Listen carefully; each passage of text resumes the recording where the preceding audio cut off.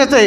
তাকে দেখো সেই আফগানি মুজাহিদদেরকে দিকে যারা সারা পৃথিবীর তাগুত পরা শক্তিকে বৃত্তাঙ্গুলি দেখিয়ে একত্ববাদ এবং তাওহীদের ঝান্ডাকে সমন্বিত করেছে।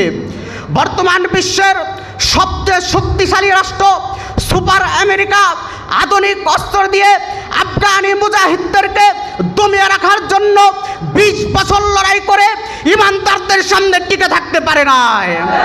শেষ পরিণতি লেজ গুটিয়ে পালাতে বাধ্য হয়েছে। আফগানি মুজাহিদদের কাছে অত্যাধুনিক অস্ত্র ছিল না, তাদের বুকে ছিল ঈমান। ঈমানদারদের প্রধান হাতিয়ার হলো আল্লাহু আকবারের ধ্বনি। এক আল্লাহু আকবারের ধ্বনিতে হাজারো বেঈমানদের হৃদয়ে কম্পন সৃষ্টি হয়ে যায়।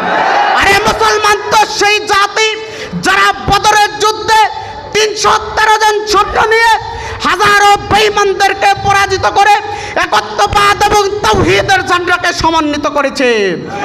আরে মুসলমান তো সেই জাতি যারা 30,000 ঘোড়া নিয়ে পারস্য সাগর পাড়ি দিয়ে পারস্যের সম্রাটকে পরাজিত করে লা ইলাহা ইল্লাল্লাহর কালেমার পতাকার ঝান্ডাকে সমন্বিত করেছে।